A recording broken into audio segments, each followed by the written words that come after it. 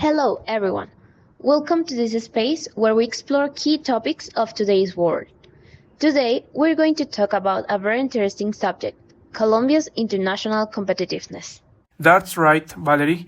And for that, we want to share with you a very enriching conversation we had with the coordinator of the International Economy Observatory, known as ODEON, from Universidad Externada de Colombia.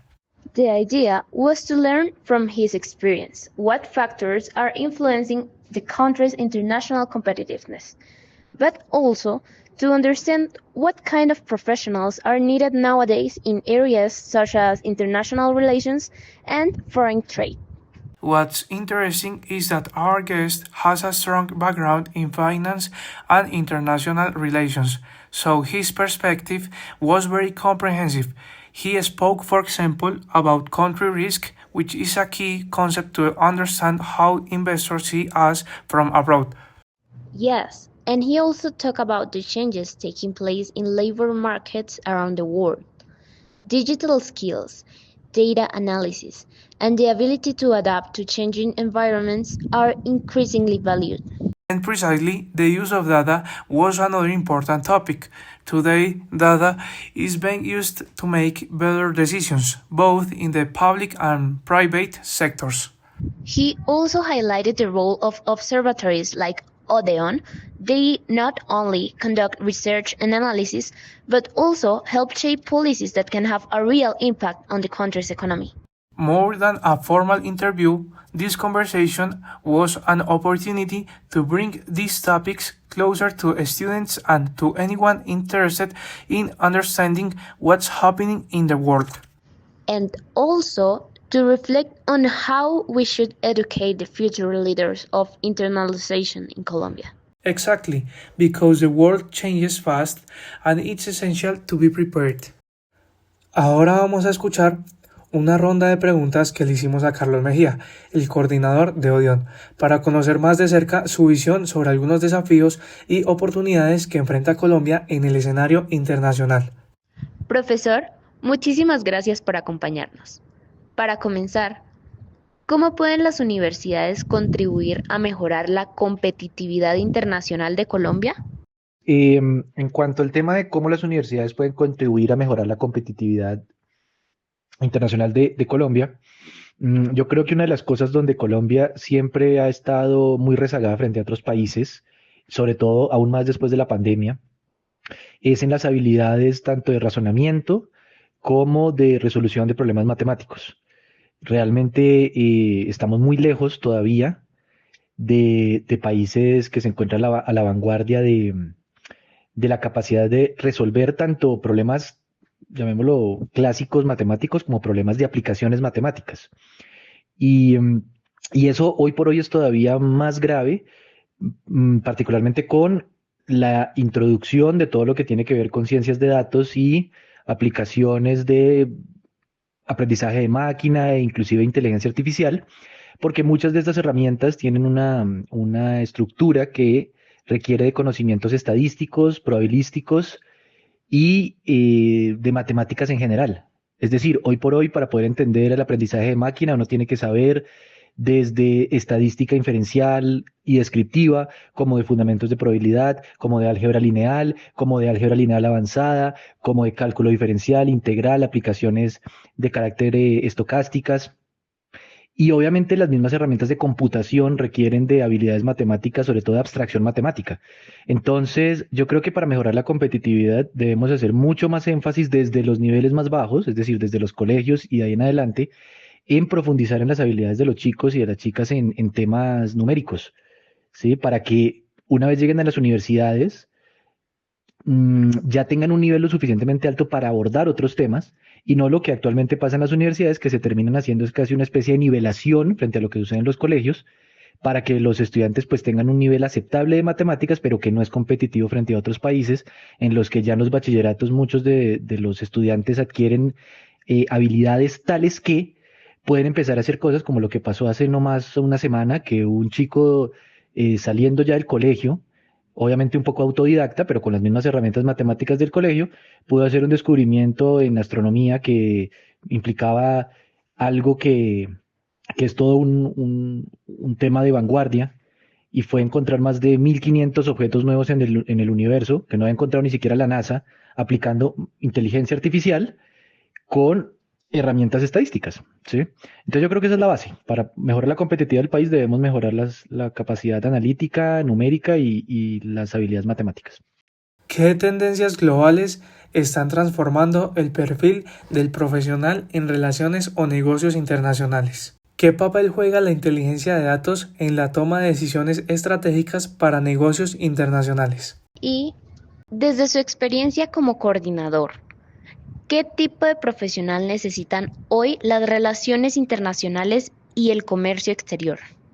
Mm, Bueno, en cuanto al tema de las tendencias globales que están transformando el perfil del profesional en relaciones internacionales y pues tal vez por extensión un poco en negocios internacionales, mm, yo creo que la tendencia de corto plazo, es decir, lo que ahorita está pasando, que es muy importante a nivel de relaciones internacionales y de negocios, es todo lo que tiene que ver con la guerra comercial, porque hemos visto que en los últimos años, producto de una serie de reacciones contra movimientos progresistas e izquierda, tanto a nivel social como a nivel político, inclusive económico, han surgido tendencias de lo que podemos llamar derecha, que han buscado acabar con estos movimientos sociales, y a nivel económico hemos visto que la llegada particularmente en Estados Unidos de Trump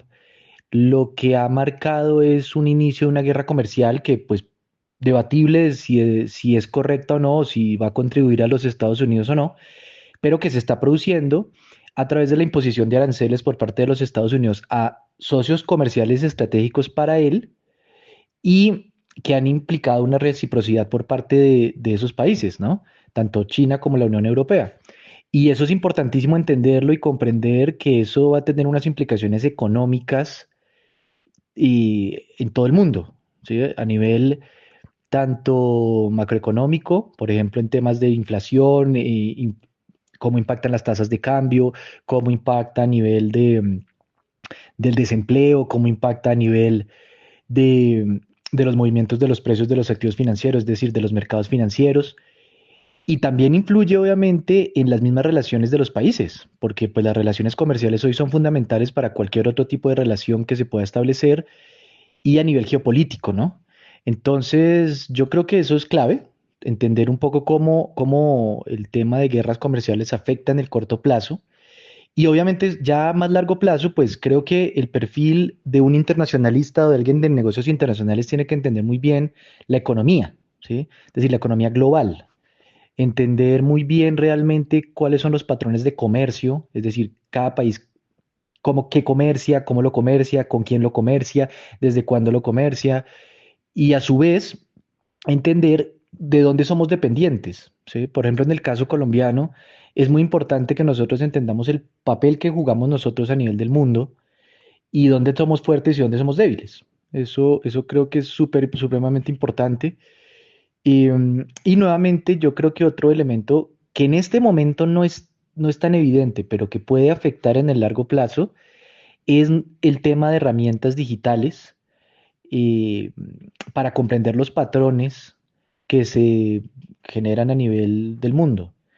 Entonces, disciplinas como por ejemplo el Big Data, el manejo de grandes bases de información, el tema de ciencia de datos, nuevamente, la teoría de juegos, que en negocios es supremamente importante entender cómo podemos negociar, en dónde somos fuertes, dónde somos débiles, cuáles son los puntos o nodos de comercio, dónde yo tengo poder de negociación, dónde no tengo poder de negociación, qué facilidades hay para negociar. em, y creo que esas herramientas combinadas con los temas nuevamente de Machine Learning y de inteligencia artificial que están tomando fuerza son fundamentales para poder dar un perfil al internacionalista, sin dejar de lado pues los temas clásicos, como siempre la geopolítica, la teoría de relaciones internacionales. Yo pensaría que eso es como lo que está guiando un poco el perfil hoy por hoy del internacionalista. Y obviamente, así suena un poco cliché, pero entender todos los temas progresistas, ¿no? Es decir, en tener muy claro hoy cómo los movimientos progresistas de género, de libertad del individuo, todo lo que tiene que ver con libertades tanto económicas como sexuales, como políticas, eso también tiene una influencia muy importante a la hora de entender el mundo actualmente. ¿Qué papel juegan los observatorios como Odeón en la formulación de políticas públicas o decisiones empresariales? En cuanto al papel que juegan los observatorios como DEON en la formulación de políticas públicas o decisiones empresariales, bueno, yo creo que los observatorios, entendiendo observatorios como centros de investigación, porque realmente Odeón es un observatorio por nombre, pero es puntualmente más un centro de investigación. Em, yo creo que la investigación es fundamental, vista no solamente en la formación de estudiantes, sino que tiene que ser un punto que permite aplicar los distintos modelos que se han diseñado a través de la historia de las distintas disciplinas en casos concretos. En el caso de Odeón, Odeón pues es un observatorio principalmente en el campo de finanzas y de computación en finanzas. Y yo diría que hay dos áreas concretas del observatorio que son el campo de finanzas corporativas y el campo de ciencias de la computación o modelaje computacional. Y pues ambas tienen una implicación importantísima a nivel empresarial. En el caso de las finanzas corporativas, porque pues toda investigación que se haga en el campo de finanzas corporativas impacta en la forma en la que en las empresas se toman decisiones de inversión, por ejemplo, que es básicamente si se emprenden o no proyectos asociados a el objetivo eh, social que tengan las distintas empresas, pero pues para saber, saber si se implementa un proyecto o no, pues uno tiene que hacer una serie de pasos implicando valoración del proyecto, hacer una gestión y un due diligence del proyecto. Y hay herramientas que se desarrollan desde el observatorio que, que mejoran ese tipo de análisis como tal. Por ejemplo, el observatorio es muy fuerte en campos como lo es opciones reales, que es un campo que busca analizar las flexibilidades que surgen en los proyectos para ver si realmente el proyecto vale la pena o no. Entonces, pues es investigación que tiene un impacto directo. Y también no solamente las decisiones de inversión, sino las decisiones de financiación. Es decir, las empresas tienen que saber cómo se financian, a quién le piden plata para llevar a cabo estos proyectos, con bancos, con inversionistas extranjeros, con inversionistas locales. Y hay distintos instrumentos para tomar esas decisiones. Entonces, la investigación desde el grupo pues trata de resolver esas preguntas y trata de ayudar en ese sentido a las empresas a que se financien con los mecanismos que mejor les convienen dado el momento en el que se encuentra la empresa, el ciclo en el que se encuentra la empresa y demás. Por el lado computacional, pues hay muchas aplicaciones a nivel de empresarial, quizá no son tan evidentes hoy por hoy, pero obviamente el tema computacional está tomando cada vez más fuerza y que los profesionales tengan acceso a herramientas en ese contexto, pues también es muy útil. A nivel de políticas públicas, pues el observatorio trabaja finanzas públicas pues las finanzas públicas básicamente lo que tienen que ver es con la forma en la que el país se endeuda.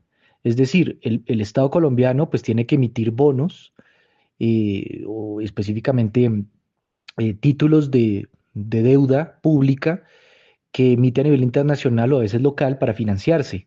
Y eso también exige un análisis profundo que nosotros hacemos al interior del observatorio en términos de si la deuda es viable o no, en términos de, bueno, si hay posibilidad de pago, si los flujos de caja dan, si el riesgo que tiene el país permite adquirir tasas de endeudamiento competitivas o no.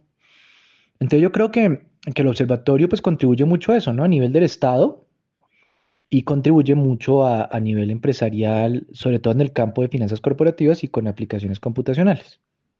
¿Cómo evalúan ustedes el riesgo país desde la perspectiva de un inversionista extranjero? Para evaluar el riesgo país desde la perspectiva de un inversionista extranjero, hay varias formas de hacerlo. Y pues si lo vemos desde una perspectiva muy financiera, una forma de evaluar el riesgo país es revisando las cotizaciones o, llamémoslo de alguna forma, los valores de unos instrumentos financieros un poco sofisticados que se llaman Credit Default Swaps o CDS. ¿Qué hacen estos créditos? Bueno, básicamente estos créditos pagan a su tenedor si un país en particular, por ejemplo en el caso de Colombia, no paga la deuda que tiene adquirida con inversionistas particulares o inversionistas privados. Entonces, si Colombia no paga, ese instrumento eh, genera un pago a quien lo tiene, de tal manera que actúa como una especie de seguro en caso de que el Estado colombiano no pueda cumplir con sus obligaciones. Por lo mismo, si hay una estimación alta de que Colombia puede no pagar, pues estos instrumentos reciben una alta demanda y por tanto, pues su valor aumenta. Entonces, si estos CDS aumentan su valor, es un indicativo de que pues el mercado cree que Colombia tiene una mayor probabilidad de no pagar. Y por lo mismo, si su valor disminuye, lo que quiere decir es que pues se cree que Colombia va a pagar y pues no se demanda tanto este tipo de instrumentos.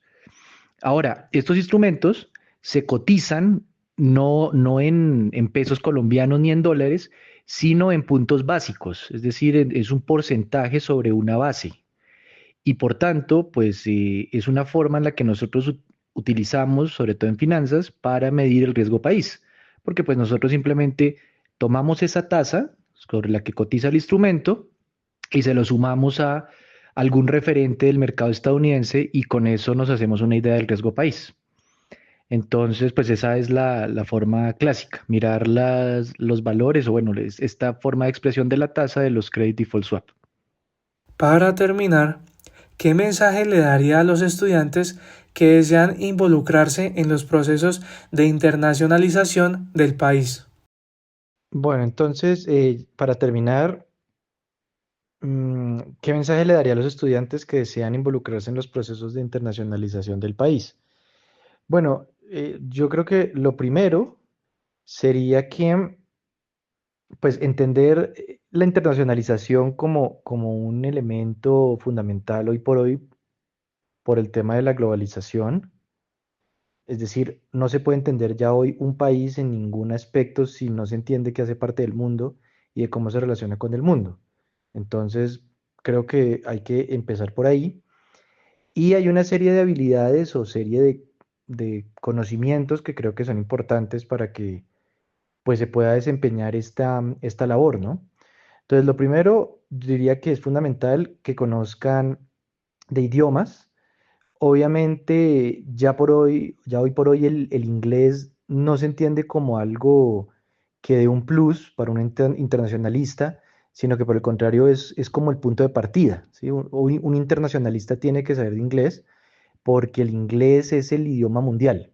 Nos guste o no, la verdad es que desde prácticamente la Segunda Guerra Mundial, los Estados Unidos se constituyeron como el eje cultural y el eje central, tanto político como económico, y eso impregnó con su idioma.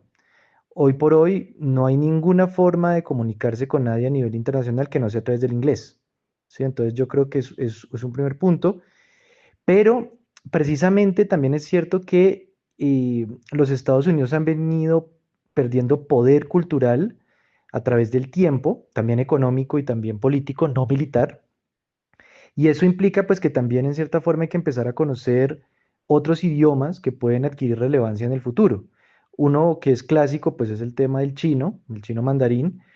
Se ha hablado mucho de eso por la importancia que ha venido tomando China en el tiempo, pero pues también hay otros idiomas que pueden ser relevantes, sobre todo en nichos de mercado o en nichos concretos que siguen siendo importantes. Por ejemplo, el alemán sigue siendo un idioma fundamental a nivel de la zona euro.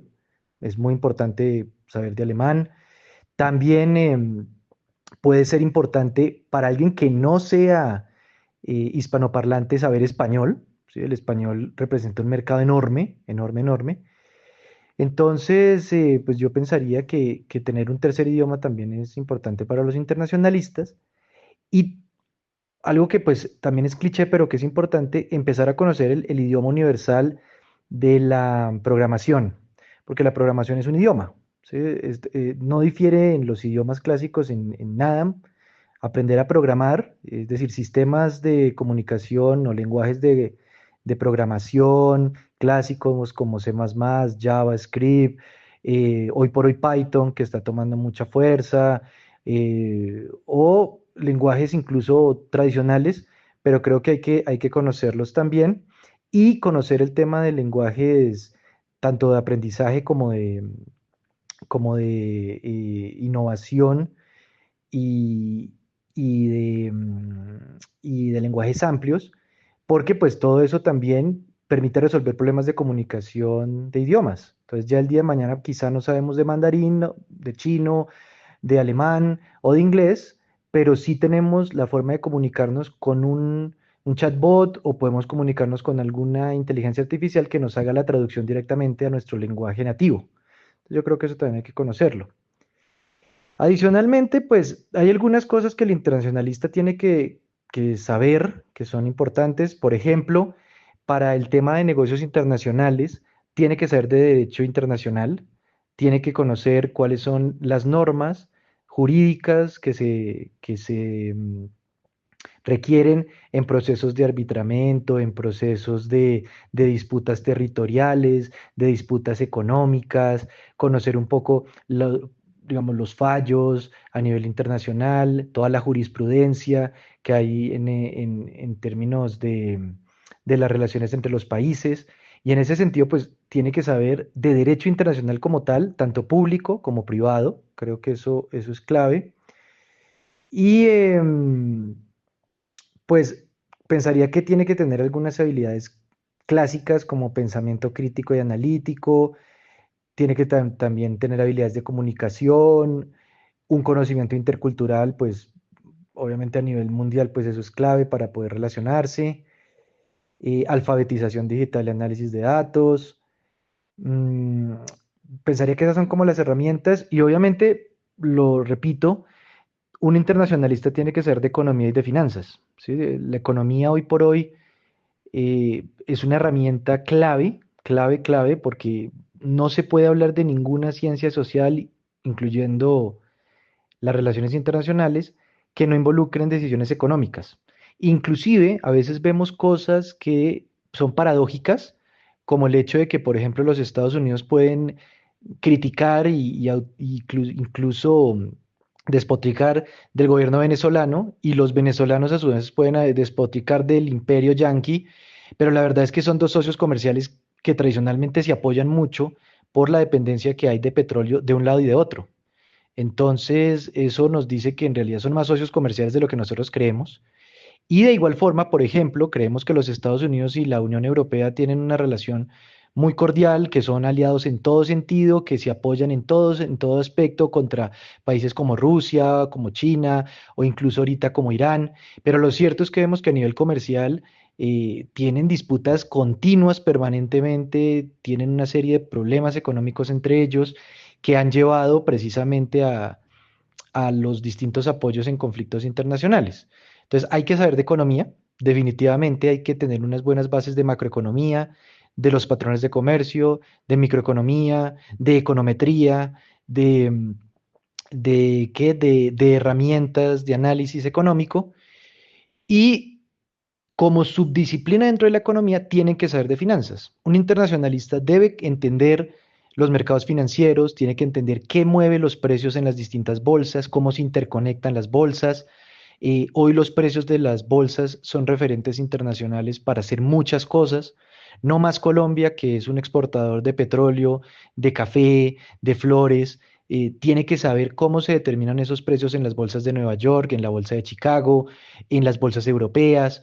Hay que entender, por ejemplo, la dinámica de los precios de los metales preciosos, por qué el oro sube, por qué el oro baja, por qué la plata sube, por qué la plata cae. Eh, Hay que entender las dinámicas de los instrumentos sofisticados que compran inversionistas afuera, cómo se endeudan los estados, por qué se endeudan los estados, el tema de las criptomonedas que ha tomado tanta fuerza y que hoy por hoy muchos negocios internacionales ya no se hacen ni siquiera en dólares o en euros o en yuanes o en yenes, sino en criptos. Entonces hay que conocer muy bien cómo se mueven las criptomonedas, los riesgos que tienen las criptomonedas. Y una cosa final que debe conocer un internacionalista que está conectado con todo esto es los impactos medioambientales, porque muchas de las políticas internacionales y de los negocios que se hacen hoy no se hacen o se hacen por los efectos que pueda tener en el medio ambiente.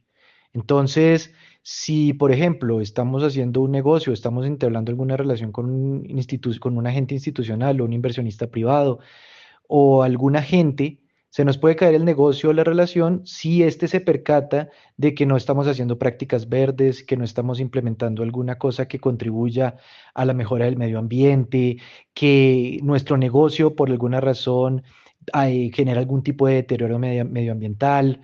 Entonces hay que saber de ecología, hay que saber de medio ambiente, hay que saber de políticas sostenibles y todo eso de la mano con todas estas herramientas, ¿no? Derecho, finanzas, economía bueno, herramientas asociadas a eso.